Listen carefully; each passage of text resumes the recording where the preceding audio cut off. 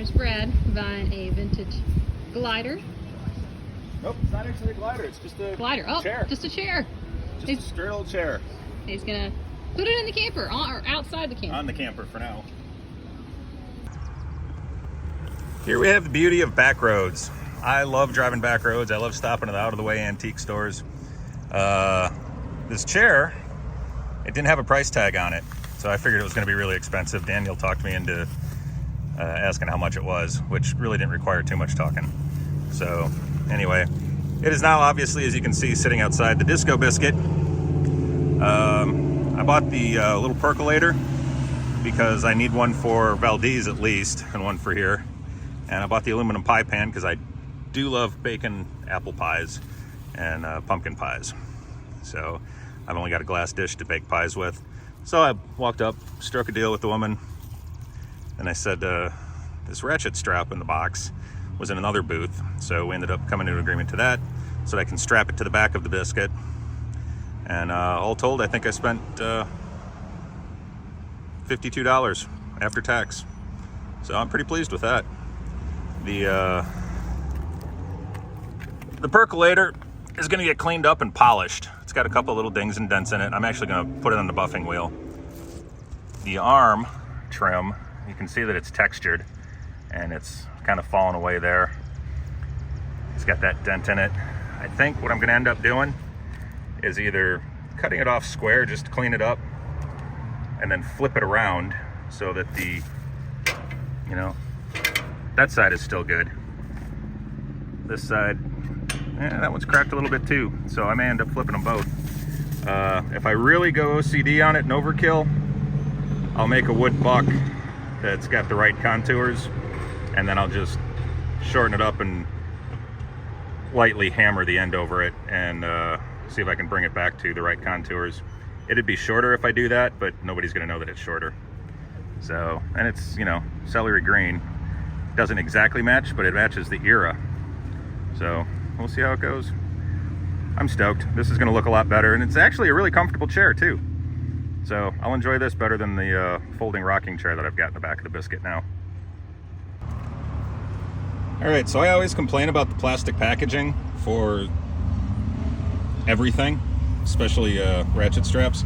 I'm never going to complain about that again. I have to disassemble this thing with actual tools. So here, hold that.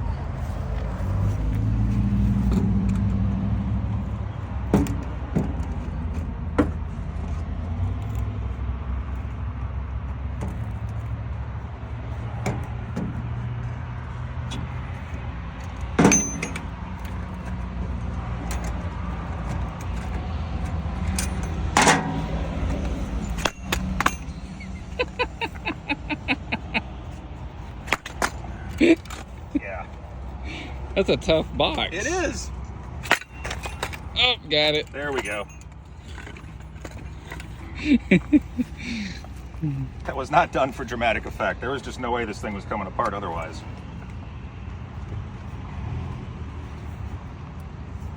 You handed me this sideways, but you started recording it up and down. Did I? Oh well. So you may have to flip it 90 when you... Ah. Damn.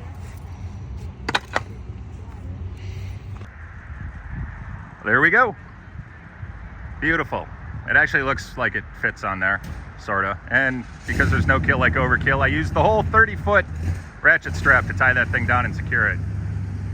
So I'm actually kind of stoked about this. It's actually a very comfortable chair too, so this is going to be great for sitting in it and eating lunch and stuff today at the show.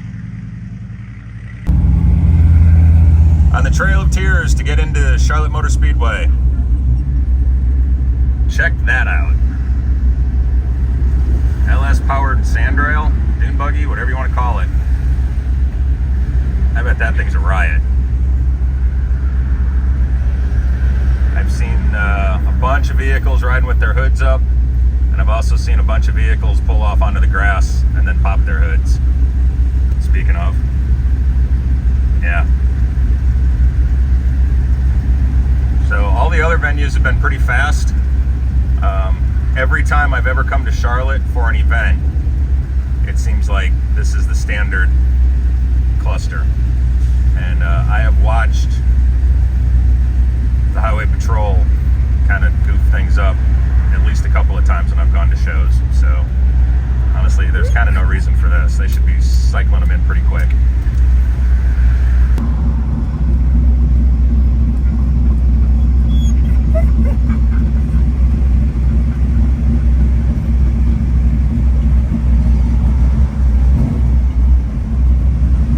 Nobody believes me when I say my dogs love to go to car shows and races. She's been whimpering and whining and fidgety since we got in line. She knows where we're going, and as soon as I park this thing, she's going to sprint for the door.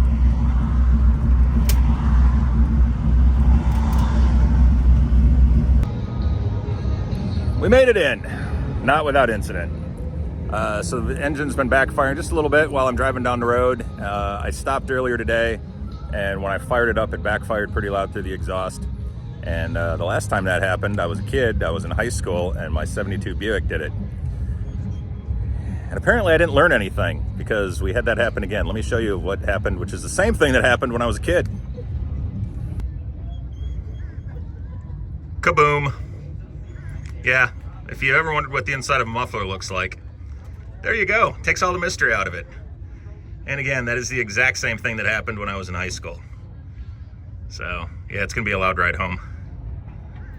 Maybe we'll try to figure out the distributor cap too, because that was the problem when I was in high school. Points weren't firing like they were supposed to, 3 cylinders, blah, blah, blah. Anyway, it's a flashback. This whole thing is a flashback. Man, there is just nothing wrong with this truck at all. Phenomenal attention to detail. Got the little chrome strips on the bottom of the doors to pick up the step. The bed is well constructed. I like this. Got a little air intake, almost looks like it's a marine piece. And then you come back here, and that air intake picks up the shape of the taillight.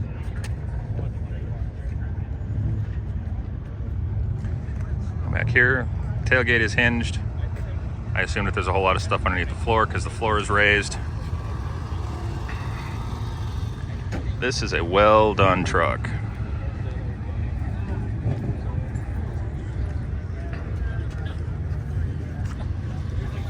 Interior is clean, center console. There's a lot of detail in here, but it's all very simple. I love it.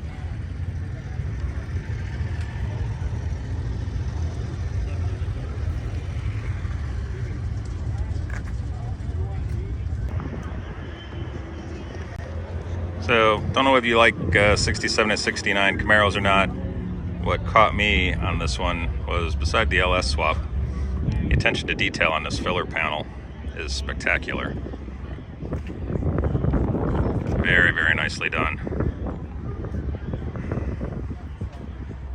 The devil is always in the details, although that one, the devil may be under the hood.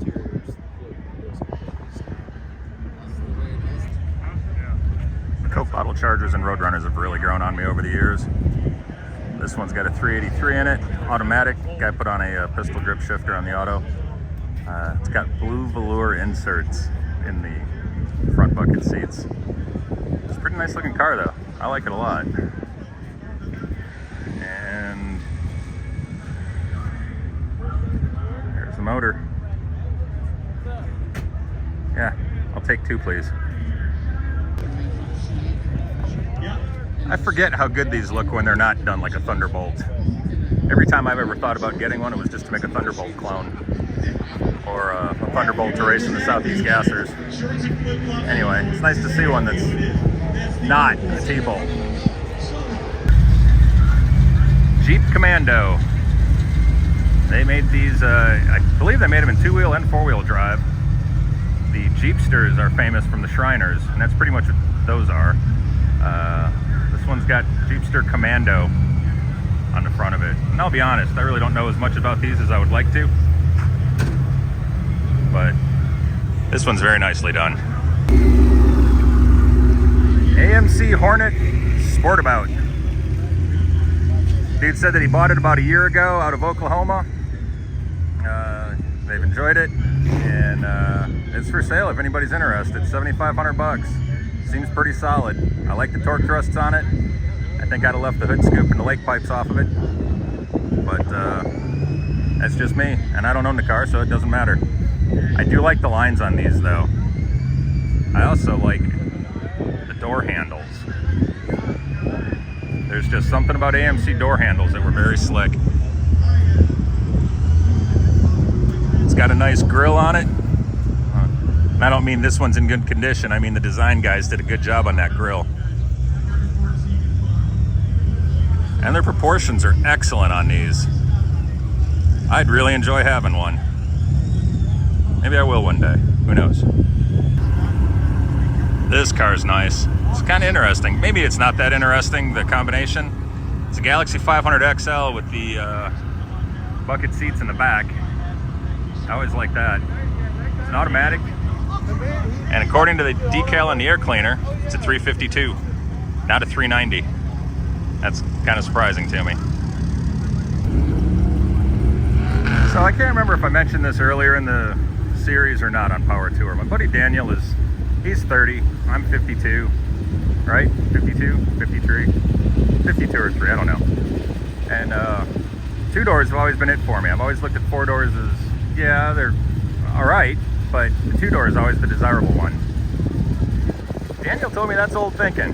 He said, and I quote, "The guys who want the two doors are all the old guys who wanted them in high school, and they've got one car and they've built it and they've had it for 20 years or they restored it over forever, and that's the one that they want." He said, but four doors are what all the young people want.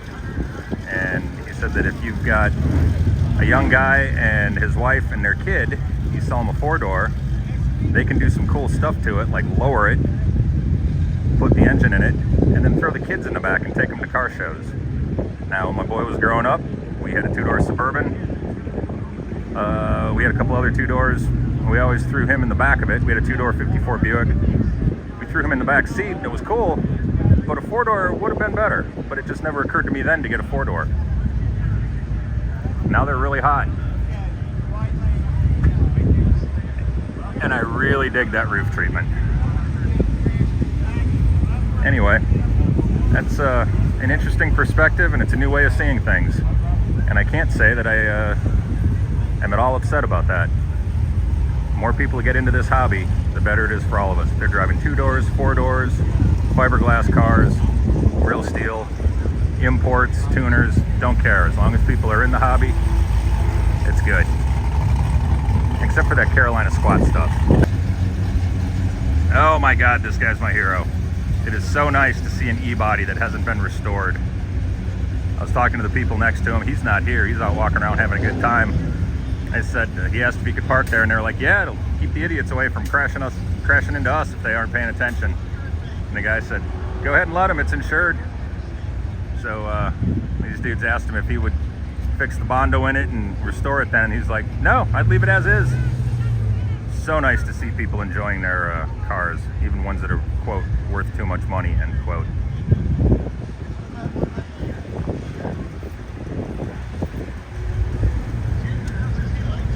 Badass engine. Uh-oh, motor mounts. It's a front mid plate. Front plate, and a, don't know if it's got a mid plate or not. Yeah. Badass. I'll take two. All right, I don't know how many young guys in the hobby are watching my channel, but here's a little something for you. A lot of us old heads know this. Back in the day, you could go to Hertz Rent-A-Car and rent a Shelby GT350. They were unofficially called the Rent-A-Racer program. GT350H, the H stands for Hertz. Supposedly, a lot of guys went out, rented it for the weekend, welded a roll cage into it, and then went racing on Saturday and Sunday, cut the roll cage out, and returned the car. I worked with the guys at Mustang Monthly and Super Ford and a couple other Ford magazines, and they ran features of cars where if you pulled back the carpet, you'd see the stubs from the roll cage after they were cut out. So, I don't know if this is a real GT350H or not, but it's cool. That looks very well done and looks like an enormous amount of fun.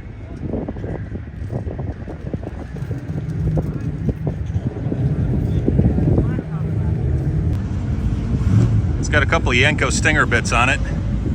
Those filler panels are Yanko. And it's got these air scoops in the back, and peeking through, it's still got the Corvair motor, so it hasn't been engine swapped. I assume it's a fiberglass deck lid. That is extremely cool.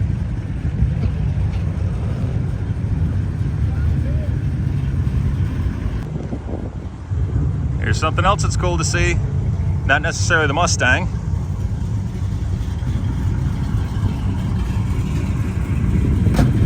The fact that it didn't get V8 swapped at all throughout its life.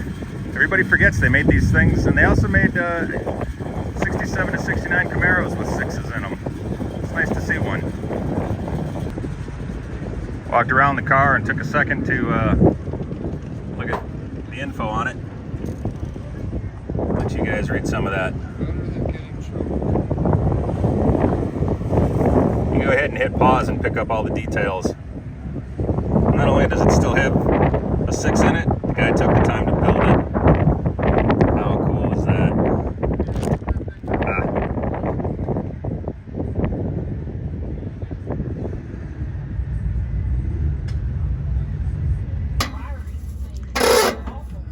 Well, Daniel described this as some of the most redneck stuff he's ever done. It's not the most redneck thing I've ever done. I'm not exactly sure what the most redneck thing I've ever done is, but I don't think this is it. So that tool is extremely cool. It's a wire tie, like legit wire tie. Clamp tight. Clamp tight.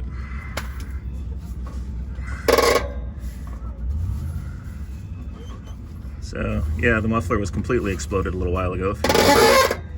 And, we're not expecting it to be quiet, but we are expecting it to be quieter. Or maybe not just drag on the ground. Yeah.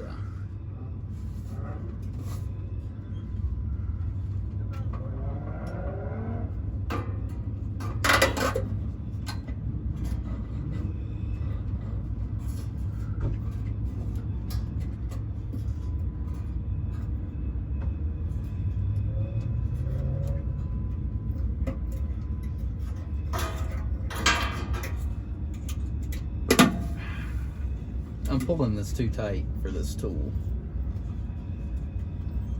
There's a lot of stress under there. Yeah, I know.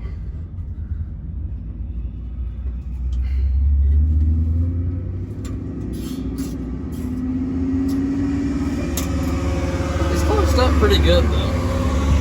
I'm gonna bust this. Actually, that's most of the tension's gone off there. Yeah. Before we started tying it off with the wires, we couldn't get another click on the ratchet strap there. Yeah, I think it was loose. Yeah. All right. Well, we're gonna button this up. That'll at least get us out of here, and you won't be like dragging. Yeah. Yeah, it was gonna hit the ground where it was. Yep. Yeah, most people don't know that a lot of these early trucks, the bodies are made out of aluminum. I think this is one of them, but I'm really digging the work that went into building that lower air dam and the sun visor. It's just well done. It's also sitting on air ride. I heard him air it up a couple of minutes ago. All right, we took the doghouse off to try and see what the problem was. And Daniel found out that the fast idle cam was sticking, so that was causing it to idle real high. That may be a simple WD-40 fix. And it still idles like crap, but all right, do that again with smothering it.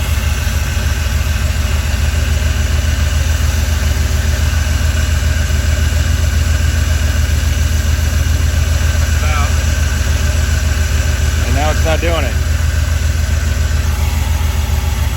Wait a second.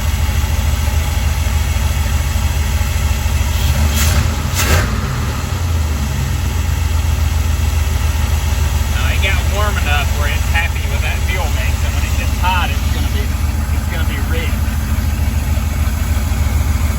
So what's the fix? Not that carb.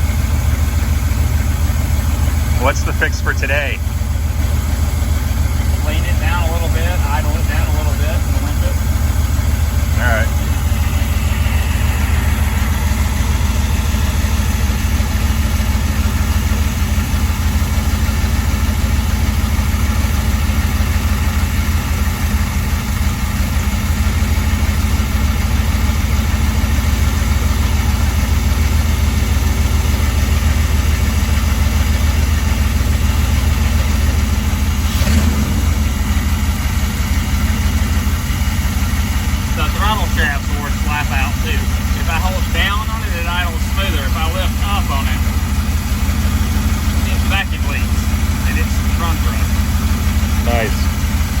So basically what you're saying is sell this to a resto guy who needs a 440 from a 78 and put a Holly on it. That, yeah. Oh, that sounds good. Well, you want me to ride here and hold pressure down on it? Yeah, if you can. Okay. It was better. Yeah. Good. Yeah, go ahead. Put a wrench on this bolt. Very That's what I thought one of the problems was. loose. Yep, very loose. I had that, remember I said that.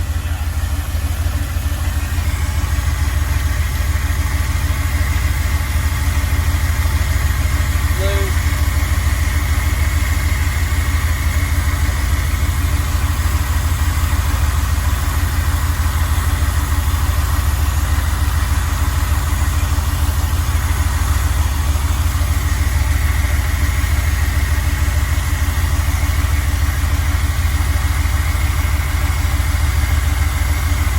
That's not going to help our idle issue, but that'll definitely help when I'm pulling up a hill.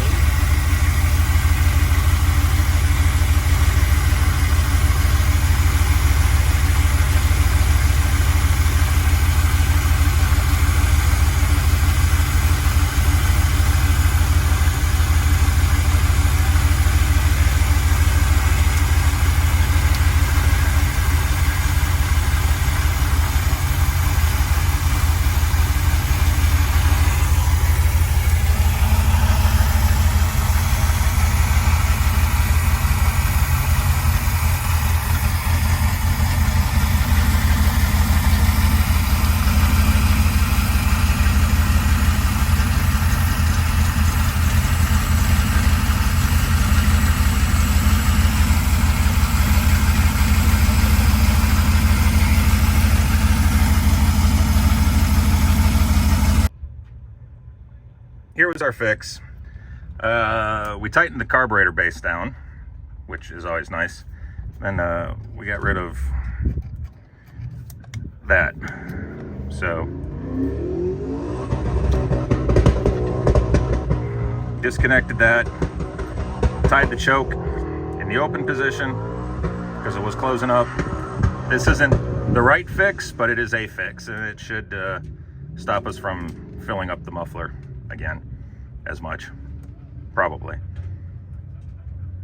Maybe. And that concludes today's adventures. So we've been, a couple of people have asked where we've been camping. A lot of the campers that have been following along on Power Tour are trying to find places to go at night. They're not letting anybody sleep in the venue, which I completely understand. We bought memberships for Planet Fitness, and we just find a Planet Fitness between the end of one venue and the beginning of the next. So usually, you know, that puts us on the road 15, 20, maybe 30 minutes towards the next venue. And then we go grab a shower. So Planet Fitness lets you use any of their facilities anywhere in the country. So we grab a shower, stop someplace and eat, and then just kind of bootleg gypsy camp in the parking lot. So that's kind of nice. The Disco Biscuit, it does pull better up going up hills, which is nice. It still idles like crap. The fuel economy is miserable, and that's not going to change until I change the carburetor. And I may put a GM style HEI on it too. And then obviously I'm going to put a new muffler system on it. So I've got some ideas on what I want to do. I already spec'd out some 70s style front fender flares and an air dam. So now I'm thinking side pipes on the side of it. Why not? And then that's about it. So it'll get us home. I'm not worried about that at all. So it's doing what it's supposed to do. It's doing what I figured it would do, and I'm good with that. So one thing that was interesting today, just from a participant standpoint, I've gone to Charlotte for a lot of shows, and I mentioned it earlier in the video. They didn't let us in until 12:30, and then literally in our case chased us out at 4:30. That was interesting because they really gave us the bum's rush to get out. They saw that we had the doghouse off. They saw that we were working on it. They saw that we were under the thing, and didn't ask, how everything was going. Didn't ask if, what was going on, if we had some problems. They just came in and they're like, hey, you guys got to pack up and leave. So from a participant standpoint, and from a promoter standpoint, I've done shows and stuff too, so I understand where they're coming from, but a little courtesy would have been nice. The other thing that was really interesting is they didn't open the venue until 12:30, so they had traffic backed up for miles and miles and miles. And it seems like maybe they could have just opened up the gates and let people roll in and done that. Charlotte Motor Speedway puts on a lot of really big events, and like everybody else that does events, I'm sure they've got their system down to a science, and everybody's got an assignment, and there's a lot of planning that goes into those things. And don't get me wrong, my events are nowhere near anything like that scale whatsoever, but I don't really put on events. I always say that I do traffic control, and that's pretty much it. So they had a lot of people waiting to get in, cars overheating. A lot of guys were driving with their hoods up, or at least cracked open. I saw a couple with their hoods fully up and guys driving with their head hanging out the window to get into the venue to keep from overheating. So I think my recommendation would be to open the gate earlier and let people just roll in instead of making everybody stop on the side of the road and wait outside the venue before they open up the gate. Opening up several more gates would be good too. But anyway, that was about it. We had a good time, and we are looking forward to getting to Bristol tomorrow. So that's pretty much it. And for those asking, the dogs love the show. This camper it doesn't have a generator, so it doesn't have AC. I would have pulled out of the event, blown up muffler and all. My dogs take priority over stuff. The inside of that camper stays remarkably cool. Like, you open up the door and it's cool inside. Literally, it's cool inside. It was hot today. We were all on blacktop. It was rough on me, and I didn't let the dogs run around. The blacktop was too hot for them to walk on. They stayed inside the camper all day. They hated it, but they were cool the whole time. So the insulation and this fiberglass shell and the white, or off-white now, faded white, fiberglass shell does a really good job of keeping things cool. So I feel just fine with the dogs in there. And if it is ever a problem, all of you can rest assured that I will pull out and get air flowing through there, so to keep my dogs cool. So that's it.